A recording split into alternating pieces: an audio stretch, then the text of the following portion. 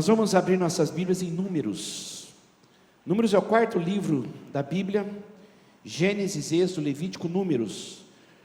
No capítulo 13, nós vamos ler o versículo 1 e 2. E depois alguns outros versículos do capítulo 13.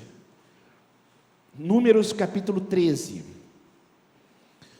Disse o Senhor a Moisés: envie alguns homens em missão de reconhecimento à terra de Canaã, terra que dou aos israelitas.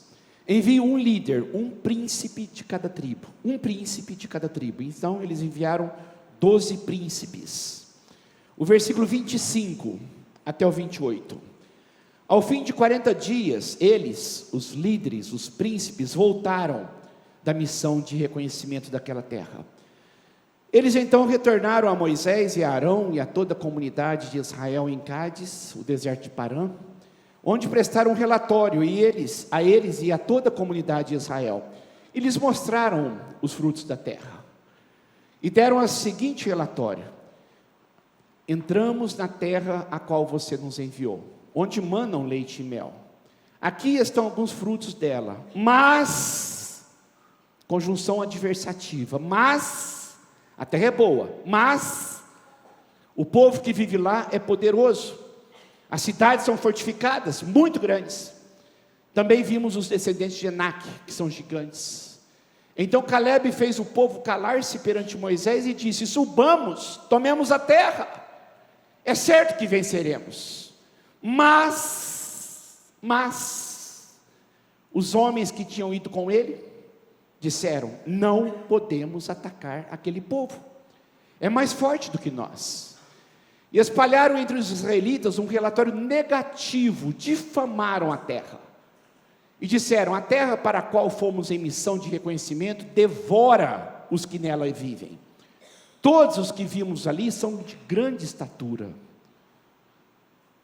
Vimos também os gigantes, os descendentes de Enaque, diante de quem parecíamos gafanhotos, e nós a eles. Interessante que havia um povo chamado os Enaquins. Eu quero que você preste atenção no final do versículo 32, preste atenção, antes de eu começar a explanação da pregação. Era um povo só, mas quando nós estamos desanimados, pessimistas, nós vemos uma situação difícil, ela fica muito mais complicada do que realmente é. Não eram todos que eram gigantes, eram alguns. Mas quando você está desanimado com a vida, alguns passam a ser todos, sabe? Então isso é uma coisa muito interessante do texto. Qual é o maior desafio da sua vida? O maior desafio. Você gosta de desafio? Qual é o maior desafio da sua vida? O que te motiva a viver? O que te motiva? Tem algumas pessoas que vão dizer: o maior desafio da minha vida é ser feliz. Eu quero muito ser feliz. O maior desafio da minha vida é ser próspero, ter uma família abençoada e ter proteção, paz e viver bem, com saúde. O maior desafio da minha vida é ser bem-sucedido em todas as áreas. O maior desafio da minha vida é colocar Deus sempre em primeiro lugar, e a partir daí todas as outras coisas serão abençoadas por Ele.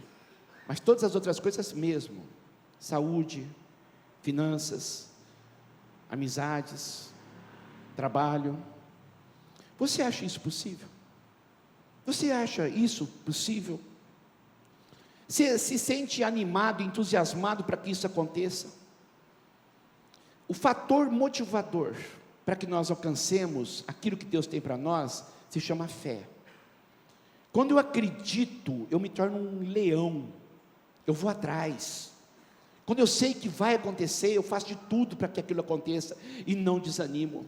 Eu preciso só entender que a fé tem que ser canalizada na pessoa certa, na pessoa de Deus, através de Jesus Cristo, pela palavra de Deus. Porque tem pessoas que têm fé, mas têm fé em coisas erradas. Tem fé em amuletos, tem fé em governo, tem fé em eleições, tem fé em estátuas. Eu tenho que entender que não é uma grande fé que vai fazer uma diferença, mas é a fé num grande Deus, através de Jesus Cristo, pela direção da palavra de Deus. É isso que vai fazer diferença. E quando nós começamos a perceber o que Deus tem para nós, esse é um dos textos, ou o texto que mais tem marcado a minha vida nesses últimos anos.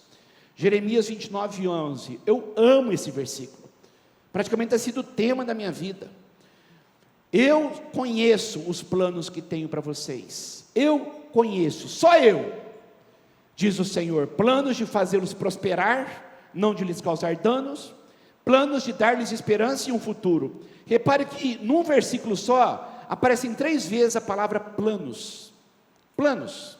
Só eu sei os planos que tenho para vocês. E que planos são esses?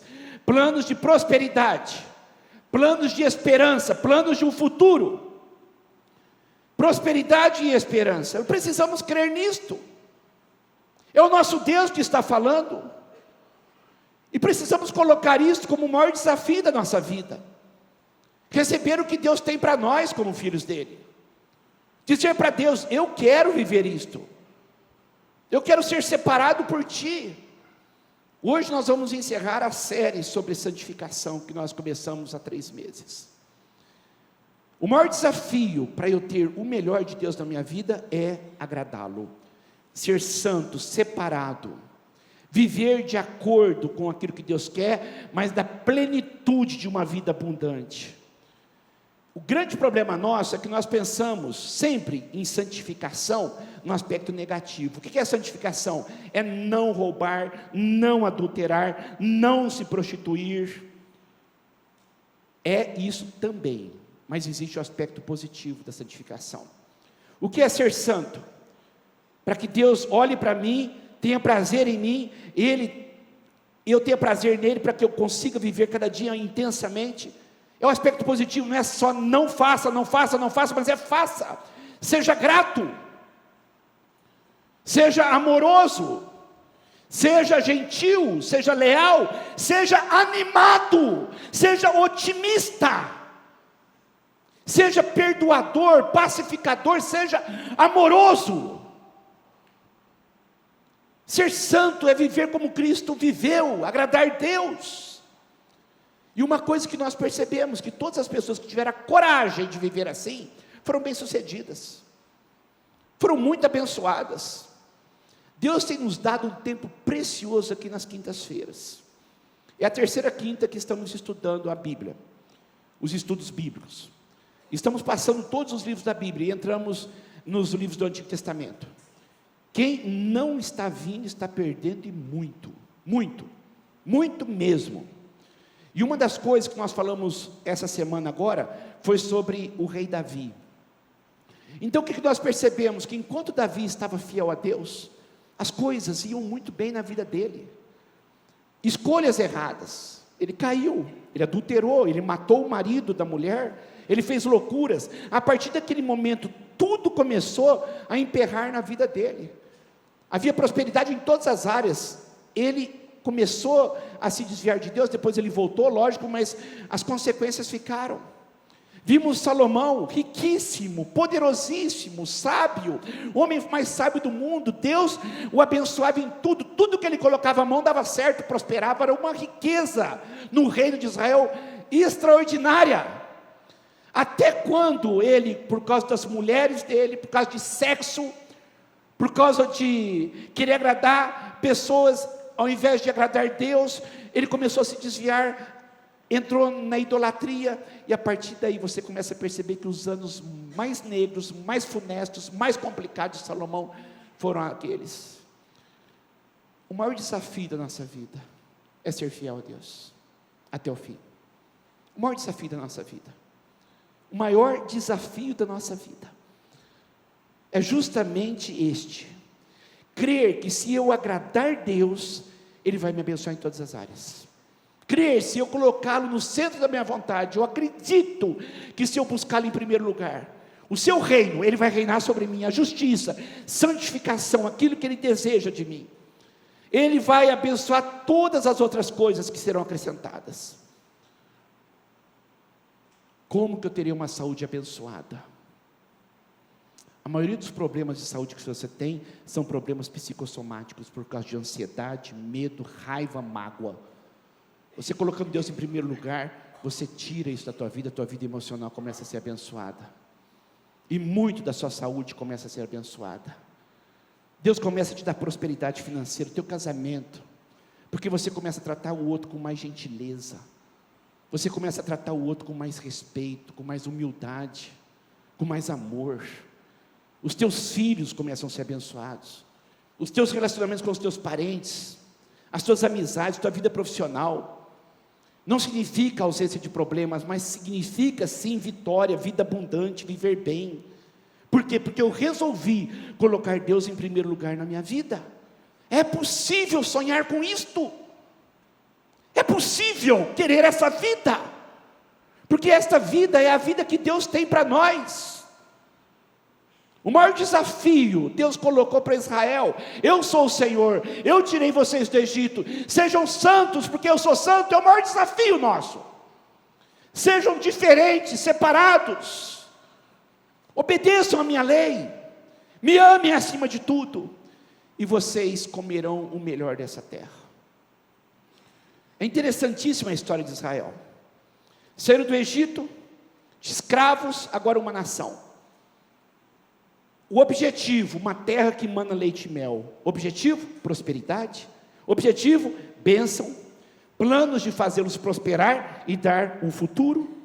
O grande desafio: eu quero ir onde Deus quer me levar. Você acredita nisto? De verdade?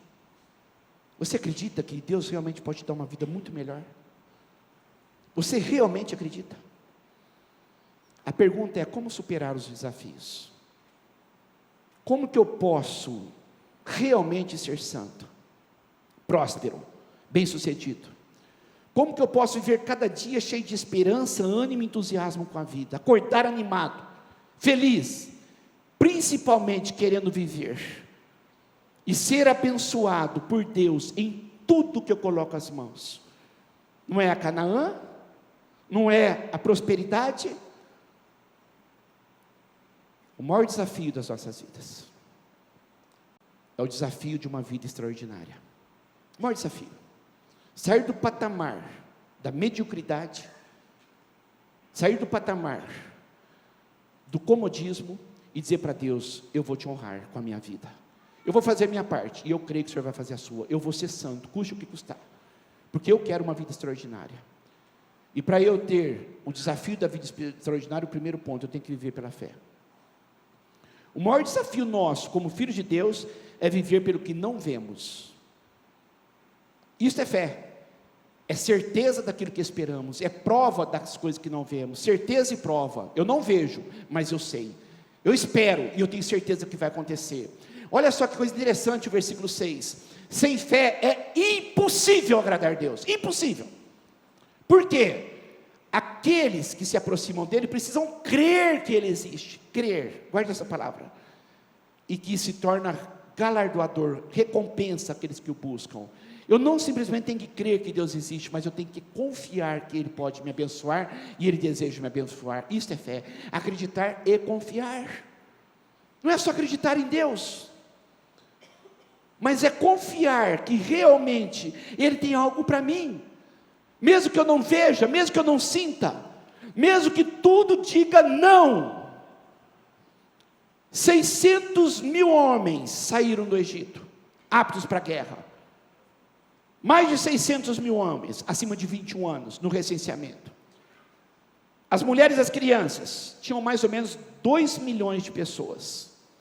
E Deus deu para aquelas 2 milhões de pessoas, mas vamos centralizar nesses um pouco mais de 600 mil homens aptos para a guerra. Uma geração acima de 21 anos de idade.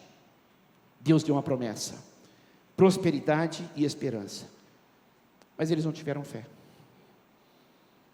A promessa estava lá, a bênção de Deus estava lá, mas eles não tiveram fé, eles não viveram pela fé, eles não acreditavam. Agora, como é que eu digo para você, como que eles não acreditavam em Deus, se eles viram as 10 pragas no Egito e eles preservados? Como eles não acreditavam em Deus, se eles viram o mar vermelho abrir, e eles passaram pelo meio? e depois os egípcios vinham. Como eles não acreditavam se Deus começou a fazer sinais miraculosos e maravilhosos? Eles acreditavam que Deus existia, mas não confiavam em Deus. Fé não é só acreditar, fé é confiar. E a pessoa que não confia em Deus, que não tem fé, ela não fala de uma forma objetiva, eu não acredito, eu não confio, não, mas ela coloca algumas nuances da vida, de forma subjetiva. Você quer perceber o que os filhos de Israel faziam, para dizer não confiamos em Deus, não acreditamos em Deus, não temos fé em Deus? Talvez você vai se identificar com algumas coisas. Reclamação, o tempo todo reclamando o que faltava. Ingratidão, não conseguia ver nada de bom para agradecer. Ansiedade, sempre preocupado com amanhã. Impaciência, nas horas das provas, não conseguiam ter paciência. Desânimo, blasfêmia, isto é falta de fé. Falta de fé não é você dizer que não acredita em Deus, porque você nunca vai dizer isto. Prova disso, você está aqui na igreja hoje. Falta de fé é quando eu demonstro na vida que eu não confio. E como que eu demonstro? É através da reclamação o tempo todo, é ingratidão o tempo todo, é através da impaciência o tempo todo. Então nós percebemos isso de uma forma clara. Quando chegou no deserto de Cades Barneia, Deus disse para Israel, através de Moisés: enviem 12 príncipes para espionarem a terra.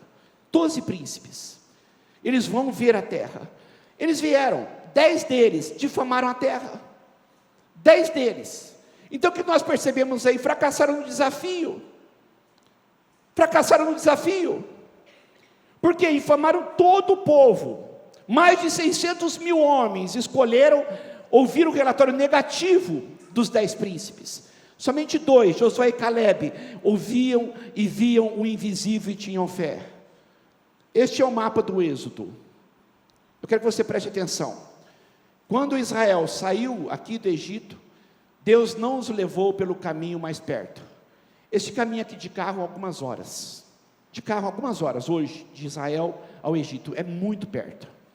Mas Deus fez o seguinte: eu vou levá-los pelo caminho do deserto até o Mar Vermelho, passaram pelo Mar Vermelho, e depois desceram aqui no Monte Sinai. Ficaram um ano aqui, onde Deus deu as leis, onde Deus fez os números, ali no começo, o recenseamento, o censo de Israel, para ver justamente esses 600 mil soldados, um pouco mais de 600 mil soldados. A partir daqui, Deus disse: vamos agora possuir a terra prometida. Eles vieram. Aí quando chegaram aqui em Cades Barneia, o que Deus fez? Mandou os espiões, os príncipes. Aqui, olha aqui onde estava Canaã. Aqui, ó. Eles vieram e difamaram a terra. Aí o que Deus fez? Voltem. Fez com que eles rodeassem no deserto. Esse período aqui durou 40 anos. Deus disse o seguinte: vocês vão ficar um ano para cada dia. 40 dias espionando a terra, 40 anos. 40 anos vocês vão ficar aqui, rodando em círculos, sem rumo, até que toda essa geração morra. Mais de 600 mil acima de 21 anos. Ninguém vai entrar na minha terra. Somente 2, Josué e Caleb. 40 anos no deserto. 40 anos de escassez. 40 anos. Queridos, a falta de fé leva-nos a ter uma visão distorcida de Deus. É por isso que nós muitas vezes não olhamos para a vida com ânimo, com otimismo e com perspectiva de milagres. A falta de fé leva-nos a ter uma visão distorcida do Santíssimo, do Deus Todo-Poderoso, Santo, Santo, Santo, aquele que faz tudo certo, aquele que me trouxe no deserto com um propósito, aquele que vai fazer milagres, aquele que vai suprir, eu creio que Ele sabe o que faz. Mas quando eu não acredito, e eu reclamo, e não entendo, e questiono, eu começo a ter uma visão errada dEle. E quando eu tenho uma visão errada de Deus, sabe o que acontece? Eu começo a ter uma visão errada de mim. Olha só o que os 10 disseram: não podemos atacar aquele povo, não podemos, impossível, eles são mais fortes que nós. Vimos os gigantes, somos gafanhotos, Eles olhavam para nós, gafanhotos. O que esses 10 príncipes falaram, quando eles viram a terra? Tiveram uma visão distorcida, porque não tiveram uma visão de fé, mas tiveram uma visão dos 5 sentidos humanos. Viram gigantes, viram cidades fortificadas, viram as muralhas de Jericó, viram todo o povo com artefatos de guerra, e eles olhavam para eles e disseram: nós somos um povo nômade, 430 anos no deserto, estamos aqui sem material, artefatos de guerra, nós não temos nada, ou seja, pela lógica humana, vamos ser esmagados como um homem pisa, esmaga um gafanhoto. Somos insetos. Somos insetos. Príncipes se vendo como inseto. Visão distorcida. Porque olha pela lógica, pelos 5 sentidos, pela visão real e natural, mas não olham pela fé. Não olham com os olhares da fé. Eu sou santo. Eu sou separado por Deus e para Deus. A vida abundante é minha, porque Ele prometeu me dar, é real, é possível. Mas ela é conquistada pela fé. Este é o meu maior desafio. E o que eu percebo, muitas pessoas que creem em Deus estão andando em círculos no deserto, de escassez, reclamando da vida, sem perspectiva alguma, deprimidas. Isto não é definitivamente a vontade de Deus para você. Qual que é o grande problema nosso? Nós queremos ver para crer. Mas Deus diz, você tem que crer para ver. Se você crer, você verá a glória de Deus. Isso é fé.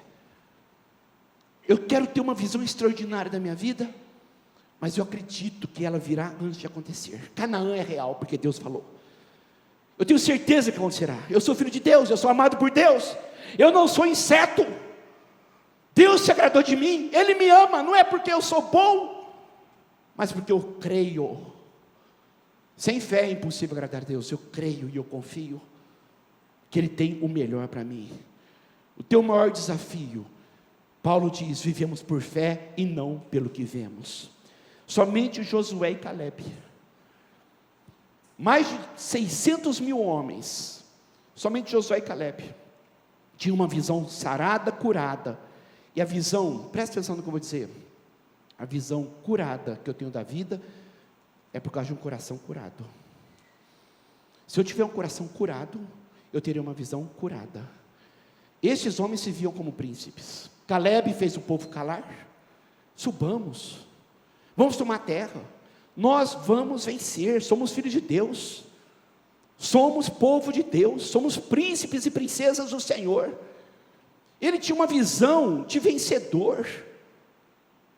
Eu não sou escravo. Escravos éramos no Egito, agora não. Olha só o que Deus fez com o Egito.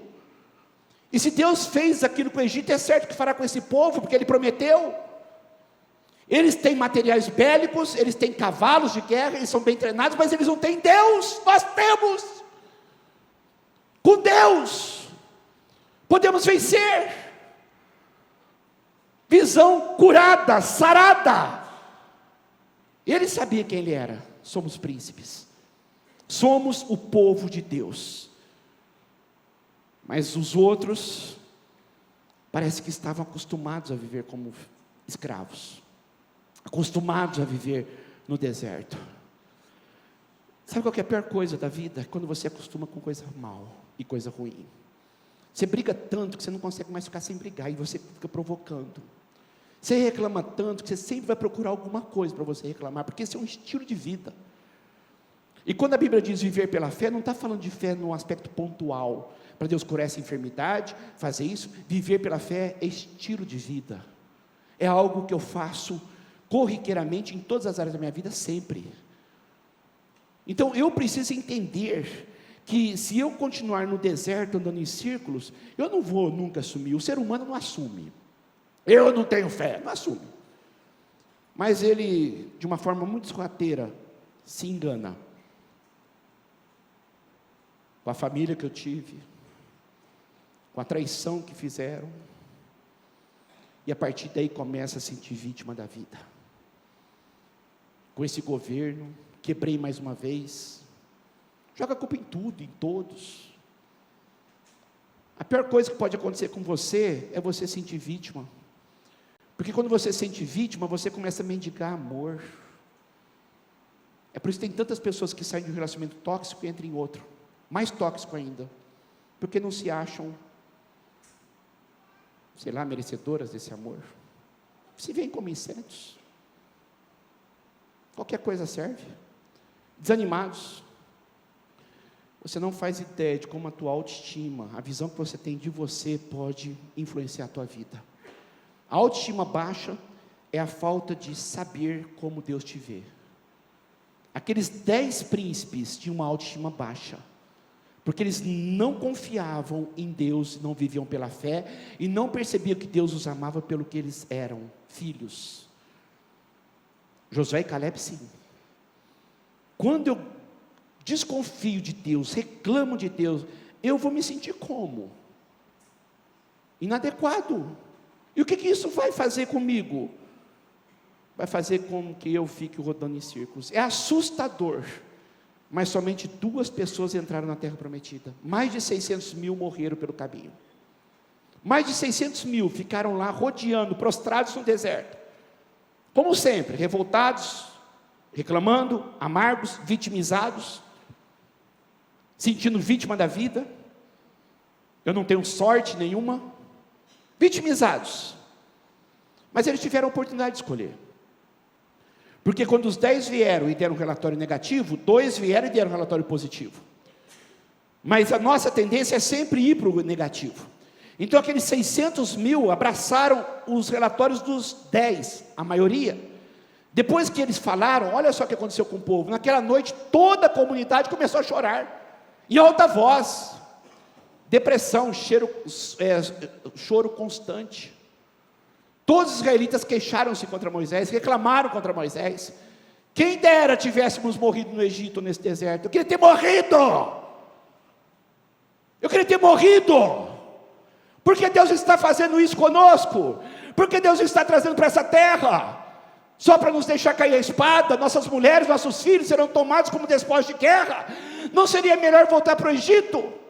Vamos escolher outro chefe e vamos voltar para o Egito. Eles não tinham nem lutado e já tinham decretado a derrota.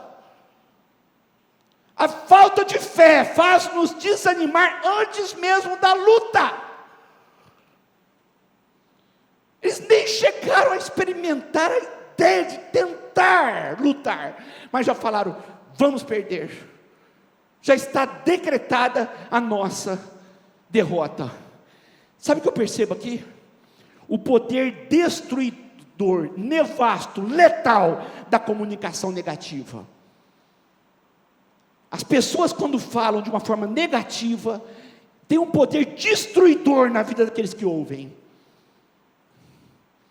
Se você continuar ouvindo pessoas que só ficam reclamando do Brasil, você não vai ter nunca fé de que esse país vai mudar. E se você for aqueles que só reclamam de tudo, você nunca vai semear nada de bom na vida das pessoas que você conversa. O poder destruidor da comunicação negativa. O que nós estamos ouvindo?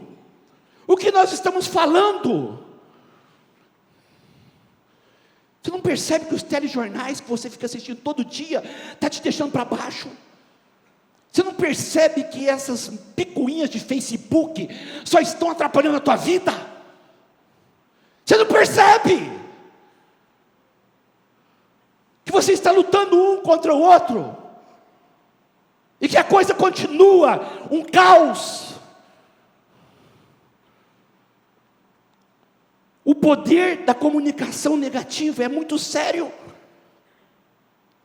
Como estamos alimentando nossa mente? O que estamos falando?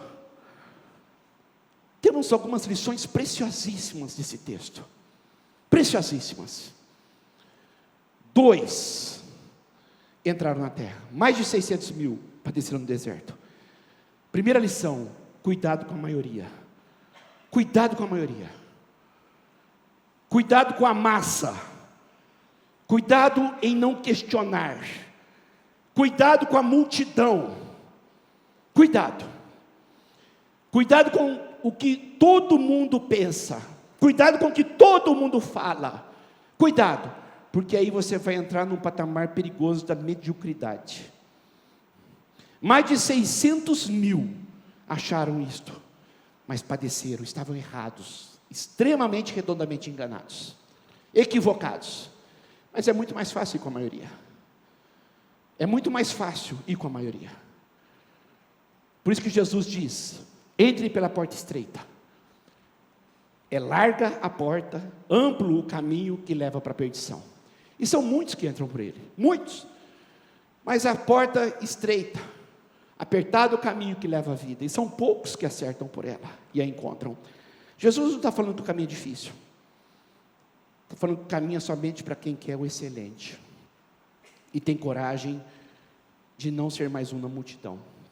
A maioria dos seus amigos não querem saber de Deus, aí você escolhe: mesmo que eu ficar sozinho, eu sei o que eu quero para a minha vida. E eu preciso entender isto. É o caminho da excelência. Vigia o teu coração, vigia as tuas atitudes, e cuidado com essa expressão todo mundo. Todo mundo. Quer andar pela fé? Quer andar pela fé? Cuidado com a maioria. Quer ver Deus agir na tua vida? Cuidado com a maioria. Quer ter o extraordinário? Cuidado com a maioria. Na escola, são poucos que estudam, são poucos que levam a sério. Tem os chamados CDFs. CDFs é aquele que leva a sério. Na minha época de escola era chamada abobrinha. Abobrinha. Aquela é abobrinha. Esses, preste atenção, são zombados, são excluídos. E eu vou dizer uma coisa para você: nem sempre o CDF é o mais inteligente, é o mais esforçado. Porque na turma do oba-oba, eu tenho certeza que tem gente mais inteligente que ele, mas não vai dar em nada, porque não tem esforço, não tem responsabilidade. Porque é muito engraçado ir com a turma, é muito engraçado ir com a multidão. Não estudei nada hoje. Então olha para o CDF e trata bem, porque você vai acabar sendo empregado dele um dia. E ele vai, porque ele não é mais uma multidão. Ele leva a sério, mas é minoria. Família, casamento ruim, brigas, desentendimento, todo mundo em Facebook, WhatsApp, ninguém conversa com ninguém, não tem carinho, não tem afeição, não tem tato, não tem sexo no casamento, não tem nada, mas é normal, não é normal, é comum. A mediocridade, a multidão vive assim. Mas eu tenho que pensar: peraí, a minha vida, os meus filhos, eles não podem me tratar como coleguinha da escola, gritou comigo, apanha, fica de castigo. Não grite com seu filho, e não deixe ele gritar com você. Na sua casa você tem que ser autoridade. Mas todo mundo, não é todo mundo não, você tem que ser diferente. Se você quiser ter uma família excelente, filhos excelentes, com o coração deles aqui com você, eu não posso pensar que a minha família tem que ser como todo mundo. Olha só a família de todo mundo aí. O que você está querendo para a tua vida? Esses conceitos de pós-modernidade, esses conceitos esdrúxulos, nojentos, de uma sociedade sem Deus. Na minha casa quem manda sou eu, e eu quero excelente. Duas coisas que eu vou dar para os meus filhos para ter excelência: amor incondicional e limites. Porque eu quero excelência dentro da minha casa. Eu vou amá-los incondicionalmente, eles vão entender e saber disto, porque essa mensagem vai chegar neles, mas terá limite. Nunca eu vou admitir que ele grite comigo, nunca. Ninguém mais pede bênção. É antigo, não é antigo, nem ultrapassado. São coisas que nós perdemos e deixamos no meio do caminho. Como que a igreja precisa voltar à busca da excelência? O marido tratar melhor a esposa respeitar o marido, tratá-lo bem. Mas todo mundo é assim, né? Cuidado com a maioria. Aperto financeiro, todo mundo está apertado, todo mundo está no cartão de crédito, todo mundo está estourado no especial, todo mundo compra em crediário, todo mundo financia carro, todo mundo reclama, todo mundo está ansioso, todo mundo fala mal um do outro. O maior desafio para alcançar uma vida abundante, seja minoria. Cuidado com as suas amizades, cuidado com o que você influencia e é influenciado, cuidado com o que você fala e o que você ouve. Fé na prática, faça a diferença. Mova a mão de Deus em teu favor. Deus abençoou Josué e Caleb, porque eles creram. Não abençoou mais de 600 mil, porque eles não creram. Mas era um povo de Deus, todos eles. Aí que está a grande diferença de muitos dentro das igrejas, que progridem e outros que ficam pelo caminho. Que lugar você está? Aqueles que vivem pela fé, ou aqueles que simplesmente frequentam uma igreja, mas só fica reclamando o tempo todo, falando mal o tempo todo, e não tendo postura nenhuma de cristianismo?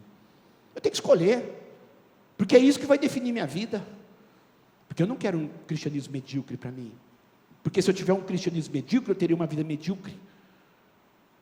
Eu quero algo excelente.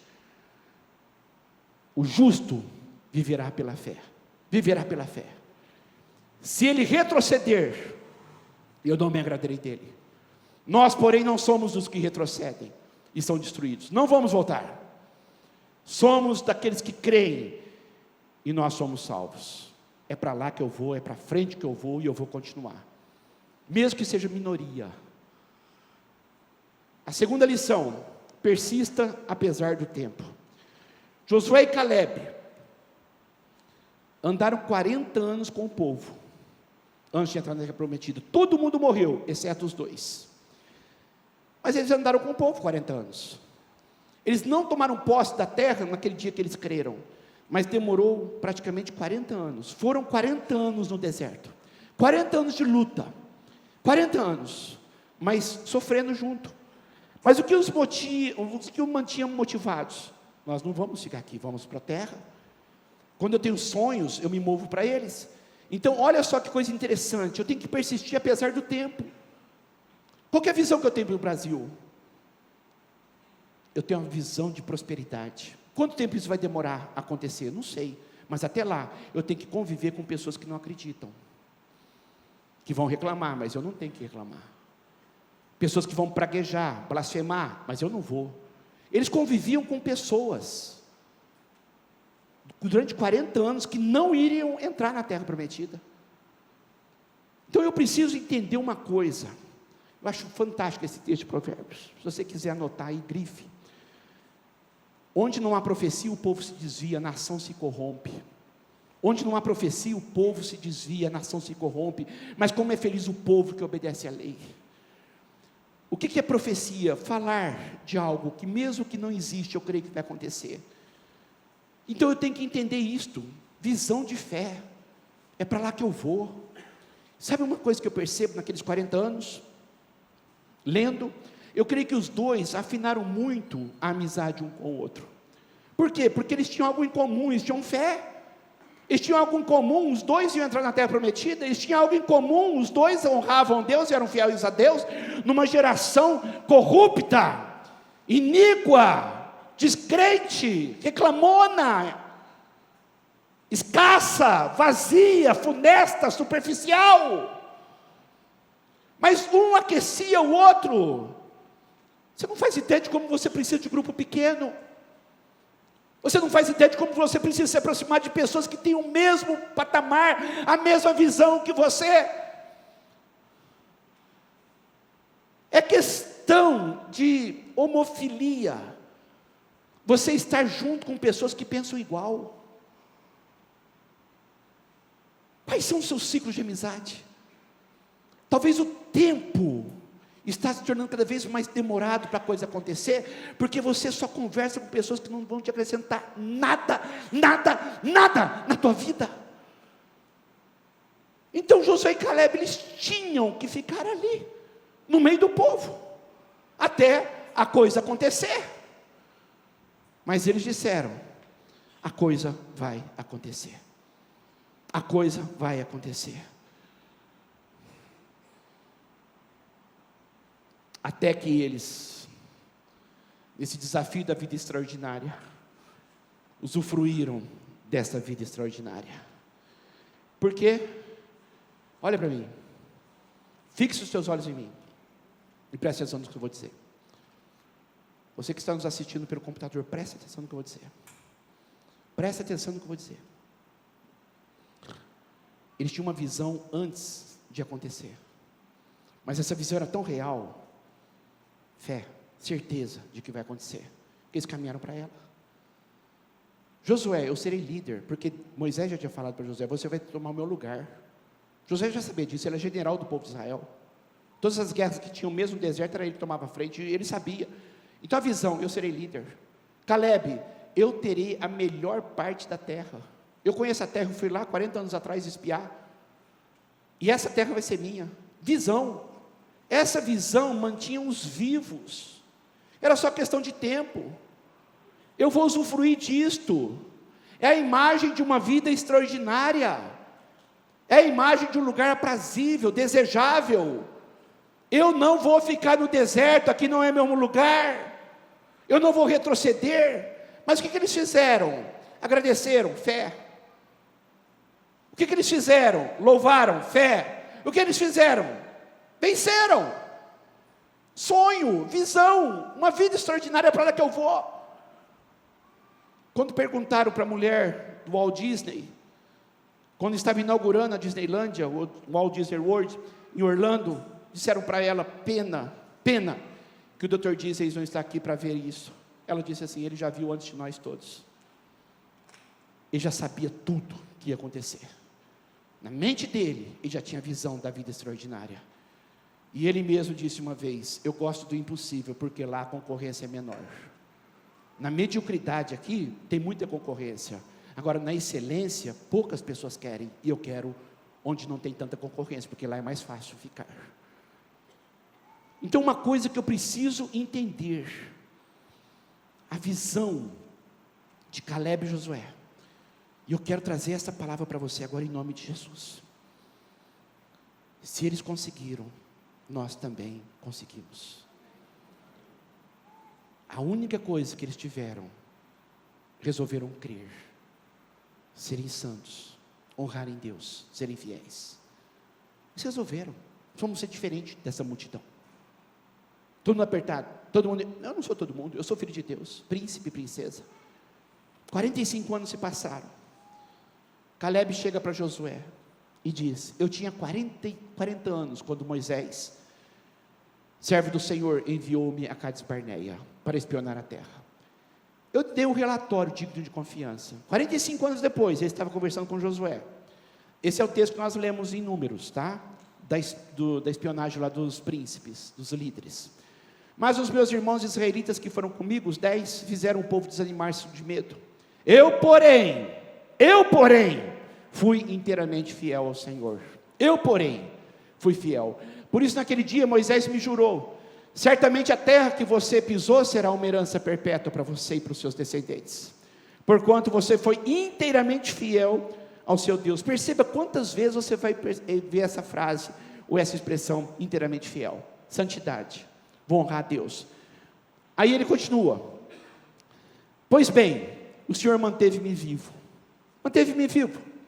como Ele prometeu, e foi há 45 anos que Ele disse isso a Moisés, 45 anos atrás, quando Israel caminhava pelo deserto. Por isso eu estou aqui hoje, com 85 anos de idade, com 85 anos de idade, ainda estou tão forte, como no dia que Moisés me enviou. Tenho agora tanto vigor para ir à guerra, como naquela época. Dê-me, pois, a região montanhosa daquela ocasião, o Senhor me prometeu. Na época, você ficou sabendo que os Enaquins, lembra dos Enaquins, filhos de Enaque, os gigantes? Pois é, eles moravam lá, nessas regiões que eu quero. As suas cidades fortificadas, mas Deus, estando comigo, eu os expulsarei de lá, como Ele prometeu. O que eu percebo aqui? Que a visão extraordinária da vida, 45 anos depois, Mas na mente dele, quando ele foi lá atrás, em Cades Barnea, espiou na terra, ele viu a região montanhosa. E quem vive nas melhores regiões? O povo mais forte. Lá estavam os gigantes, os Enaques, os filhos de Enaque, os Enaquins, cidades grandes, fortificadas. Hebron passou a chamar de Kiriat Arba, Hebron. Olha só que coisa interessante, lá tinham as nascentes de água, lá não tinha escassez. Enquanto não chovia aqui no vale, a coisa padecia. Lá não, lá tinha fonte de águas, não tinha escassez. O que Caleb disse? 40 anos atrás ele viu, é o melhor, extraordinário, é o que eu quero. 45 anos depois, o que manteve Caleb vivo? A fé. O que manteve Caleb vivo? O otimismo. O que fazia Caleb levantar todas as manhãs com entusiasmo para trabalhar, para lutar, mesmo no deserto, com 40 anos ali, depois mais 5 para conquistar a terra, todo o povo reclamando, mas o que motivava-o? Era a visão de fé, de uma vida extraordinária. Agora ele chegou e falou, agora eu vou usufruir disto. Eu não quero qualquer pedacinho de terra não, eu quero a melhor. 85 anos de idade, 85 anos de idade, cheio de vida, cheio de sonhos. A fé leva-nos a querer viver, a fé leva-nos a querer viver intensamente. Eu não posso perder essa visão, eu não posso me acomodar com o deserto. Eu não nasci aqui para morrer prostrado no deserto. Eu acredito no extraordinário, acredito no poder de Deus, acredito que Deus tem o melhor para mim. É agir. Não adianta nada sonhar sem agir. Josué o abençoou, ele deu Hebron, e ele foi lá, conquistou Hebron. É da terra de Caleb, porque ele foi inteiramente fiel ao Senhor. Se você honrar Deus, Deus vai te honrar. Se você parar de reclamar, Deus vai começar a te abençoar. Se você for mais grato, Deus vai começar a te abençoar. Se você for mais fiel, Deus vai começar a te abençoar. Se você for santo, amanhã, Deus vai fazer maravilhas na tua vida.